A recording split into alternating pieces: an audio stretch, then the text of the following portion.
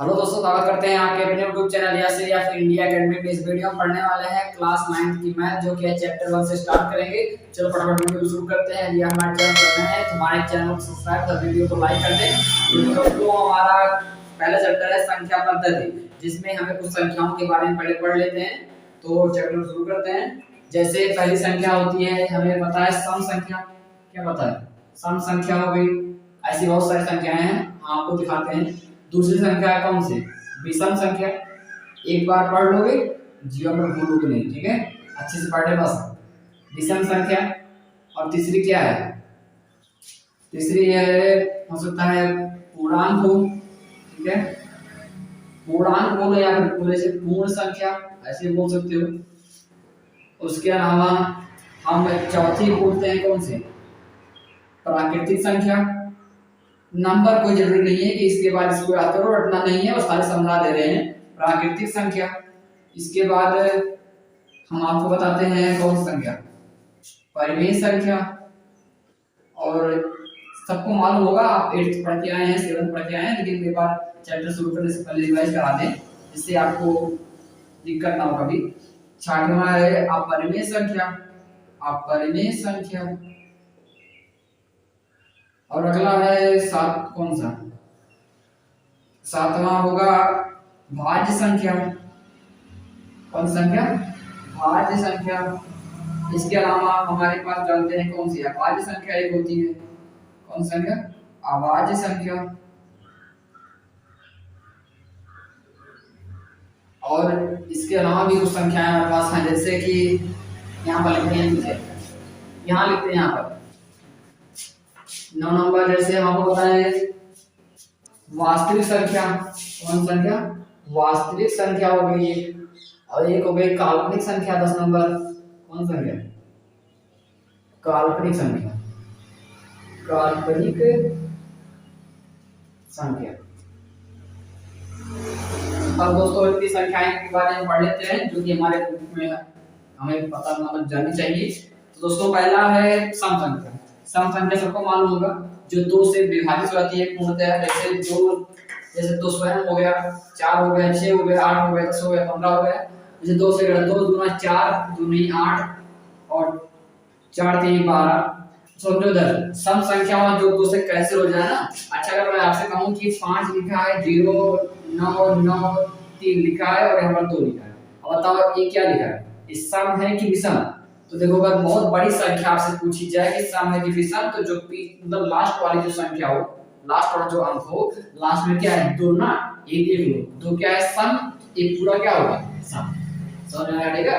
अब देखो विषम, जैसे मैं आपसे कहूं कि जो 2 से पूर्णतः विभाजित ना हो, 3 हो गया, 9 हो गया और 7 हो गया, 5 हो गया, ऐसी बहुत सारी संख्याएं, 23 हो गया, 11 हो गया, ठीक है? ये सब क्या है? विषम संख्या है, जो 2 से ना कटे। पूर्णांक मतलब पूरी संख्या। जैसे अगर 1 है तो 1 पूरा है। जैसे मैं आपसे कहूं कि आपके घर में 2 मेहमान आए, 2 मेहमान आए।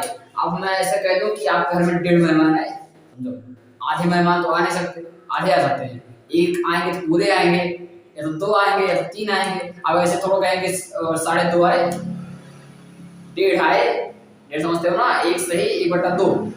तो मतलब जब जो संख्याएं पूरी हो उसे क्या बोलते हैं? पूर्णांक। जो तो यहाँ पर पूर्णांक मतलब कैसे? जैसे देखो, अगर 0 है तो 0 क्या पूर्णांक है? -5 है तो ये पूर्णांक है, लेकिन अगर +2 है तो भी पूर्णांक है, 0 और 7 है तो भी पूर्णांक। मतलब जो संख्याएं पूरी हो उसे क्या बोलते हैं? पूर्णांक। और प्राकृतिक संख्या। प्राकृतिक संख्या मतलब हमारे नेचर में पाई जाती है, नेचुरल नंबर। 0 से लेकर 0 1 2 3 4 5 6 7 8 9, 1 2 3 4 5 6 7 8 9, ये सब क्या है? प्राकृतिक संख्या है। परिमेय संख्या है, जैसे जो p/q के रूप में लिखी जा सके। ऐसी संख्याएं जिसे p/q के रूप में क्या हो जाए? लिखा जा सके, उसे क्या बोलते हैं? परिमेय संख्या है। जैसे 4 लिखा है तो 4 में से 1 मान सकते हैं, ये क्या हो गई? परिमेय संख्या। 7 लिखा है, 7 में से 2 1 मान सकते हैं, क्या हो गई? परिमेय संख्या। अपरिमेय संख्या जिसे p/q के रूप में ना लिखा जा सके। जैसे मैं आपसे कहूं कि 0.428 डैश डैश डैश, समझते हो ना? इसका मतलब क्या है? ये संख्या रूप नहीं रही है, बहुत बार आ रही है।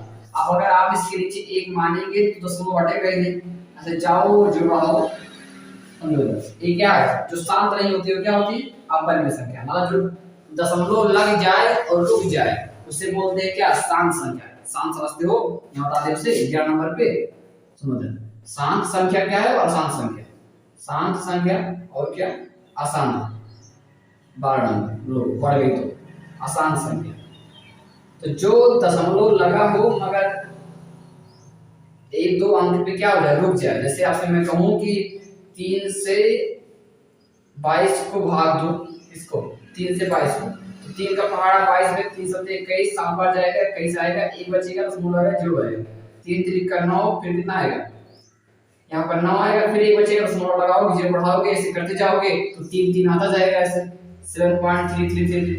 अब देखो इधर ये 3 कभी रुकेगा नहीं ना, रुकेगा आप ऐसे करते जाओगे 3 आता जाएगा। तो ये सब क्या हो गई, ये हो गई आसान संख्या जो तो दशमलव लगा है पर रुक नहीं रही है, आसान दूसरी। लेकिन मैं आपसे कहूं कि जैसे 5 से भाग दीजिए 11 को, इसको 11 तो 5 का पहाड़ा 11 में 5 दूनी 10 दो बार जाएगा और यहाँ एक बचेगा और 5 दूनी 3 दशमलव लगाएंगे क्या होता है 0 दो बार कितना हो गया 10 कैंसिल हो गया। अब देखो दशमलव लग गया लेकिन रुक गई, ये क्या हो गई रुक गई। ये क्या है, ये है शांत संख्या। जो दशमलव के बाद रुक जाए वो क्या होती है शांत, और जो ना रुके वो क्या होती है अशांत। तो हम क्या बता रहे थे कि जो अशांत हो क्या होती है अपरिमेय। अब इसको अच्छे बताते हैं फिर से एक बात हमको। पहले देखो भाज्य संख्याएं, तो ऐसी संख्याएं जो एक व स्वयं के अलावा जो एक व स्वयं के अलावा किसी दूसरी संख्या से पूर्णतः क्या होती है विभाजित हो जाती है। विभाजन समझते हो जो कट जाए, जैसे अगर जो संख्या एक व स्वयं के अलावा क्या होता है, जैसे हमारे पास है 4 तो 4 1 से कटेगा स्वयं से कटेगा और 4 से कटेगा, 1 से कटेगा 1 हो गया 4 और 4 से कटेगा 4 के 4। इसके अलावा क्या यार 2 से नहीं कटेगा, कटेगा ना। तो जो संख्याएं एक व स्वयं के अलावा किसी दूसरी संख्या से पूर्णतः विभाजित हो जाती हैं उसे क्या कहते हैं भाज्य संख्या। जैसे मैं 10 कहूं 10 देखो 1 से कटेगा 10 से कटेगा, इसके अलावा ये 2 से भी कट जाएगा 5 से भी कट जाएगा, तो ये क्या हो गया भाज्य संख्या। ठीक, लेकिन अभाज्य संख्या किसे कहते हैं जो एक व स्वयं के अलावा किसी दूसरे से ना कटे। लो मैं आपसे कहूं कि देखो ये 2 है तो 2 1 से कटेगा 1 2 है 2 2 से कटेगा कटेगा ना, इसके अलावा किससे कटेगा नहीं कटेगा। ये क्या हो गई अभाज्य संख्या। 7 लिखा है 7 1 से कटेगा कटेगा, 7 से कटेगा कटेगा, इसके अलावा किसी और से कटेगी नहीं कटेगी। ये क्या हो गई अभाज्य संख्या। ठीक है, अगर समझ में कम आता हो तो दिक्कत नहीं लीजिए, आप कुछ चैप्टर शुरू करेंगे तो अच्छे से पढ़ाएंगे, थोड़ा शुरू में बताते रहे। वास्तविक संख्याएं समझो, वास्तविक मतलब जो वास्तव में होते मतलब यहाँ पर संख्याएं जो देखो लिखा है 0.428 देखो 0.42 और 8 दिखाई दे रहा है, जो वास्तव में दिखाई दे उसे बोलते हैं क्या वास्तविक संख्या। ये देखो जरा यहाँ वाली जो संख्याएं हैं वो दिखाई दे रही है कि लिखा है 0 लिखा है 4 लिखा है 2 लिखा है 8 लिखा है, ये क्या हो गई वास्तविक संख्या। परंतु देखो जो पीछे वाला है जो वहां डैश लगा है यहाँ पर क्या लिखा है कि नहीं दिख रहा, तो उसे क्या करते हैं कल्पना करते हैं मानते हैं कि वहां पर कुछ संख्या लिखी है, उसे बोलते हैं कौन सा काल्पनिक संख्या। समझे ना, जो दिखाई देगा वो क्या है वास्तविक संख्या, जो नहीं दिखाई देगा उसे क्या बोलेंगे काल्पनिक संख्या। फिर से सुन लो 2 से कटने वाली संख्याओं को सम संख्या, 2 से ना कटने वाली संख्याओं को विषम संख्या, जो 1 2 3 4 5 6 जो हो पूरा पूरा समझो। जैसे मतलब अगर मैं कहूं कि मैंने एक किताब खरीदी, ठीक है, अब मैं कहूं कि मैं आधी किताब खरीदूं तो ऐसा संभव है, मैं कभी आधी किताब खरीद सकता हूं कि फाड़ खरीदूं नहीं हो सकता ना, तो ये क्या है असंभव है। तो पूर्णांक मतलब समझो, पूर्णांक मतलब पूरी संख्या, तो ये क्या हो गई पूर्णांक हो गई। प्राकृत संख्या जो प्रकृति में पाई जाती है, प्रकृति में देखो तुम बताओ 0 1 2 3 4 5 6 7 8 और 9 के अलावा किसी ऐसी संख्या का नाम बताओ, बताओ कोई संख्या होगी, कोई भी संख्या बनाओगे तो उसमें सिर्फ 0 1 2 3 4 5 6 7 8 और 9 ही का प्रयोग करके बनाओगे, इसीलिए क्या कहते हैं प्राकृत संख्या जो प्रकृति में पाई जाती है। अब देखो परिमेय संख्या जिसे p/q के रूप में लिखा जा सकता है उसे क्या कहते हैं परिमेय संख्या। ये 8 में पढ़े थे 8 में था, और जिसे p/q के रूप में ना लिखा जा सके उसे अपरिमेय संख्या। भाज्य संख्या जो एक से कटे स्वयं से कटे, उसके अलावा किसी और से कट जाए। जैसे मैं आपसे कहूँ कि 4 देखो 4 एक से कटता है 4 से भी कटता है, इसके अलावा 2 से भी कट जाता है। ये क्या है? भाज्य संख्या है। परंतु यहाँ देखो 7 है, 7 एक से कटेगा 7 से कटेगा, इसके अलावा किसी और से नहीं कटेगा। तो ये क्या होगा? ये हो गई आसान संख्या, अभाज्य संख्या। और यहाँ पर हमें रहता है वास्तविक संख्याएं जो वास्तव में दिखाई दे, जैसे यहाँ पर लिखा है 0 4 2 8, क्या हो गई? वास्तविक संख्या है। काल्पनिक संख्या जो हमें कल्पना करना पड़े, दिखाई ना दे। देखो यहाँ पर लिखा है दिखाई नहीं दे रहा, ये क्या हो गई यहाँ पर संख्या? ये काल्पनिक संख्या है। और शांत जो कि दशमलव के बाद रुक जाए वो शांत है, और जो ना रुके वो क्या है? अशांत। तो दोस्तों आशा करता हूँ कि संख्याएं आपको समझ में आ गई होगी। दोस्तों अब चैप्टर को शुरू करते हैं, पहले इस तरफ कर देते हैं तब। तो दोस्तों हमारे डॉक्टर मनोहर बुक का एक्सरसाइज 1A जो दिया है, इसमें पहला सवाल कह रहा है 20 और 40 के बीच समस्त समधन पूर्णांक लिखिए। प्रश्नावली 1A क्या है? प्रश्नावली मतलब एक्सरसाइज 1A। इसमें बोला है, पहला सवाल आपको दिख रहा होगा, कह रहा है 20 और 40 के बीच समस्त धन पूर्णांक लिखिए। मतलब 20 और 40 के बीच में आने वाली समस्त जितनी संख्याएं हैं उनके जो सब संख्याएं हैं उनकी हमें लिखना है। तो दोस्तों 20 और 40 के बीच में कह रहा, मैं आपसे कहूं जैसे हमारे पास जो एक ए है, ए बी है, ए सी है, ए डी है, हमारे पास 4 कमरे हैं। 4 कमरा है, क्या कमरा? 4 कमरा, ठीक है।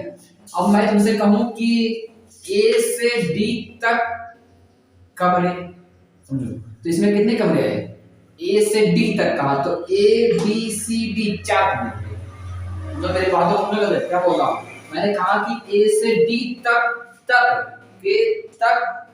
कमरे, मतलब ए से डी तक जितना है सारे कमरे के। और मैं कहूं कि ए से डी के बीच में समझते हो ना, इन दोनों के बीच में क्या है? सिर्फ बी और सी, ये क्या हो गए? 2 कमरे। मतलब जब मैंने कहा कि बीच में तो केवल बी और सी है, और जब कहा ए से डी तक तो साथ लेके आ गए। आपके क्वेश्चन ने बोला है 20 और 40 के बीच में समझते हो ना कि 20 और 40 को छोड़कर उसके बीच में क्या क्या आएंगे। तो इसके बीच में क्या क्या आएगा? यहाँ पर आएगा 21, यहाँ पर अंतिम में क्या आएगा? 39, समझो ना। तो इनमें कौन कौन से सम संख्याएं हैं उन्हें हमें लिखना है। समधन पूर्णांक क्या होता है? 20 व 40 के बीच समधन पूर्णांक। अब समझो, तो 20 और 40 के बीच में समधन पूर्णांक कौन कौन से? मतलब 20 और 40 के बीच में क्या क्या आता है? 20 आएगा, 21 आएगा, 22 आएगा। लिख दे, देखो लिख देते हैं। 20 आएगा, 21 आएगा, 22 आएगा, 23 आएगा, और कौन सा आएगा? 24 आएगा, 25 आएगा, 26 आएगा, 27 आएगा, 28 आएगा, 29 आएगा, 30 आएगा, 31 और 32, 33, 34, 35, 36, 37 और क्या? 38 और 39। बस 20 और 40 के बीच में यही संख्याएं आती हैं। इनमें से पूछा है 20 और 40 के समधन पूर्णांक कौन कौन से? देखो एक समधन पूर्णांक ये है, एक सम ये है ना, सम पहचानना आता है जो 2 से कट जाए। देखो एक सम है, एक सम ये है और एक सम ये संख्या है, एक सम संख्या ये है। इसी प्रकार देखो यहाँ पर 34 है, यहाँ पर 36 है, यहाँ पर 38 है। इसके अलावा इनके बीच में कोई सम संख्या है नहीं है ना। ये क्या हो गया हमारे आंसर? ये लेते हैं कितना है? 22 है, इसलिए 22, 24, 26 और कितना है? 28, 30, 32, हाँ ये है 32 है, 34 है, 36 है और क्या है? 38 यहाँ। यही क्या होगा हमारे आंसर? तो हम इसे थोड़ा अच्छे से लिख देते हैं रफ करके। इसे मत लिखना, यहाँ से आंसर लिख लेना सीधे क्या कि 20 और 40 के बीच समस्त समधन पूर्णांक नोट कर लेना। ये रहा हमारा पहला क्वेश्चन, नोट कर लो। दोस्तों हमारा दूसरा क्वेश्चन दिया है 1 से 10 तक अभाज्य धन पूर्णांक। 1 से 10 तक कह रहा है, तक मतलब समझते हो ना, 1 से 10 तक है, मतलब 1 से हिंदी में लिख रहे हैं 1 से 10 तक मैंने बताया। अब तक कहेगा मतलब 1 से लेके 10 तक पूरा गिनना है, मतलब कौन कौन सा है, 1 2 3 4 5 6 7 8 9 और 10। तो कह रहा था कि 1 से 10 तक अभाज्य धन पूर्णांक, कौन कौन सी संख्याएं अभाज्य है, अभाज्य अभाज्य अभाज्य धन पूर्णांक, जो जो संख्याएं एक व स्वयं के अलावा किसी दूसरे से ना कटे वही क्या होती हैं, अभाज्य संख्याएं। समझो देखो इधर, एक जो चले देखो ध्यान से, पीछे देखो, पीछे से 10 लिखा है, पीछे देखो 10 लिखा है ना, 10 जो होगा वो 1 से कटेगा, स्वयं से कटेगा, कटेगा ना। इसके अलावा देखो ये 2 से भी कट जाएगा, कट जाएगा ना, मतलब इन दोनों के अलावा अगर कोई और आ जाए अलग से तो क्या होगा, वो क्या होगा, अभाज्य, सॉरी भाज्य संख्या। अब देखो ये 10 जो है 1 से कटेगा, 10 से कटेगा, उसके अलावा किससे कट जाएगा, 2 से, 5 से कट जाएगा, कट जाएगा ना, ये क्या है, भाज्य संख्या। ये तो 9 देखो, 9 1 से कटेगा, कटेगा, स्वयं से कटेगा, कटेगा, इसके अलावा किसी और से ये कट जाएगा 3 से, तो किसी और से कटे मतलब क्या हो गया, ये हो गई भाज्य संख्या। 8 देखो, 8 1 से कटेगी, स्वयं से कटेगी, 8 से भी कटेगी, इसके अलावा देखो 2 से भी कट गई, 4 से भी कट गई, तो ये क्या हो गया फिर 8 क्या हो गया, भाज्य संख्या। लेकिन देखो 7 है, देखो 7 देखो, 7 1 से कटेगा, 7 से कटेगा, इसके अलावा किसी और से कटेगी, नहीं कटेगी, ये क्या है, ये है भाज्य संख्या। ये क्या, सॉरी ये क्या है, 8 7 अभाज्य संख्या, जो एक व स्वयं के अलावा किसी और से ना कटे, तो 7 हमारी क्या होती है, अभाज्य संख्या। इसी प्रकार देखो यहाँ पर 5 भी 1 से कटेगा, स्वयं से कटेगा, इसके अलावा किसी और से नहीं कटेगा, ये भी क्या है, अभाज्य संख्या। 4 देखो 1 से कटेगा, स्वयं से कटेगा, लेकिन उसके अलावा 2 से भी कट जाएगा, कट जाएगा ना, ये क्या होगी, भाज्य संख्या है। 3 देखो 1 से कटेगा, स्वयं से कटेगा, इसके अलावा किसी और से नहीं कटेगा, ये क्या है, अभाज्य संख्या। 2 से 2 1 से कटेगा, 2 से कटेगा, इसके अलावा किसी और से नहीं कटेगा, ये क्या है, अभाज्य संख्या है। 1 देखो 1 से कटेगा, और मतलब स्वयं मतलब 1 ही हुआ तो 1 से भी कटेगा फिर से, और उसके अलावा फिर भी 1 से कट जाएगा ना, तो क्या होता है, वो होता है भाज्य संख्या। एक जो होता है वो भाज्य संख्या में आता है। हम इसे अभाज्य संख्या में क्या लिख सकते हैं, 2 लिख सकते हैं, जो 2 हो सकता है इसमें, और क्या हो सकता है, 3 हो सकता है, 5 हो सकता है, और क्या हो सकता है, 7 हो सकता है। इसके अलावा इसमें से कोई और संख्या नहीं है जो एक और स्वयं के अलावा किसी और से ना कटे, बाकी सब कट जाएंगे। देखो तो दोस्तों हम इसे मिटाते हैं, लिख देते हैं इसका आंसर। तो इसका आंसर कौन कौन सा आया, 2 आया ना, और 3 आया था, और 5 आया था, और 7 आया था। इसके अलावा और सारी संख्याएं जो थी वो क्या थी, भाज्य संख्या। ठीक है, ये हो गया हमारा दूसरे क्वेश्चन का आंसर, नोट कर लो। अब देखते हैं तीसरा क्वेश्चन, जिसमें बोला है 2a+1 का कर्मान्वयी, क्या बोला है, 2a+1 का कर्मान्वयी पूर्णांक लिखिए। तीसरा बोला है 2a+1 का कर्मान्वयी।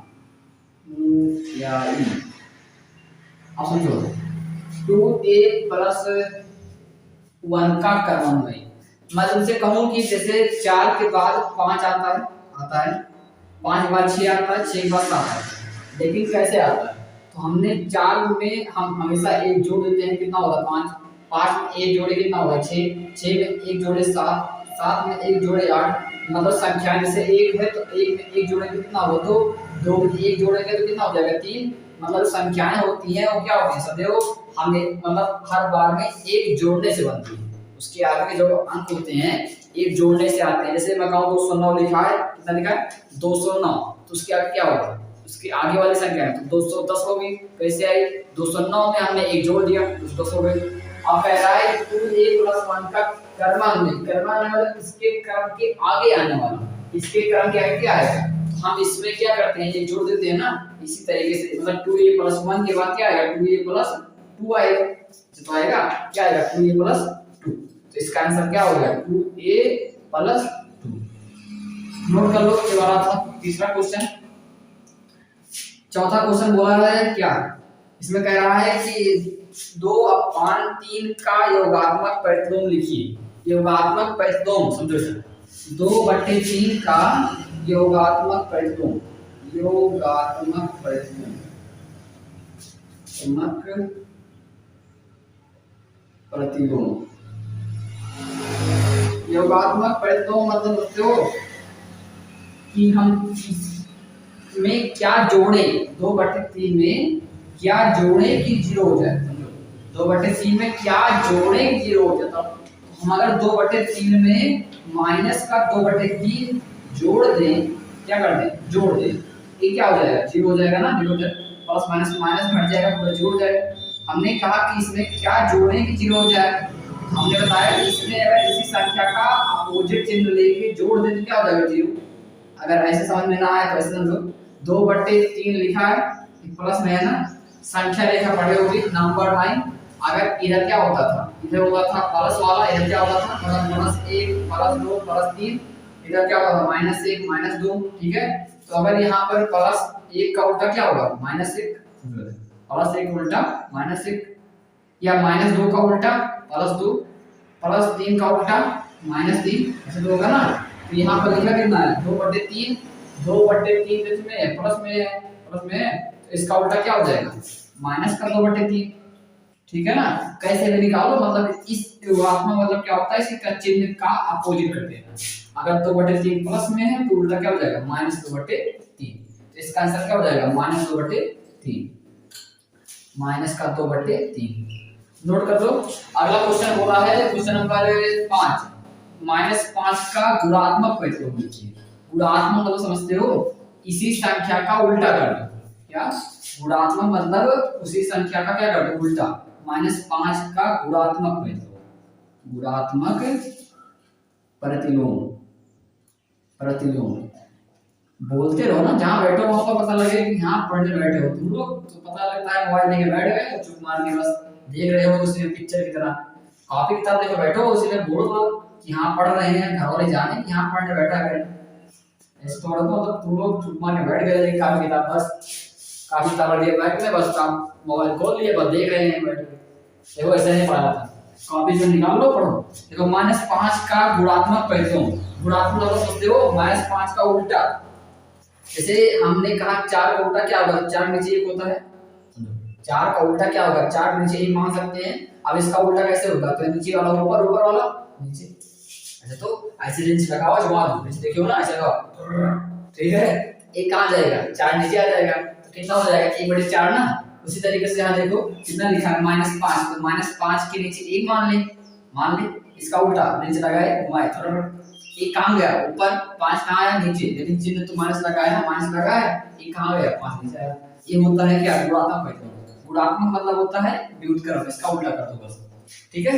तो हमारा अगला क्वेश्चन बोला है क्वेश्चन नंबर 6, इसमें बोला है p + q और p - q के योगात्मक प्रतिलोम लिखिए।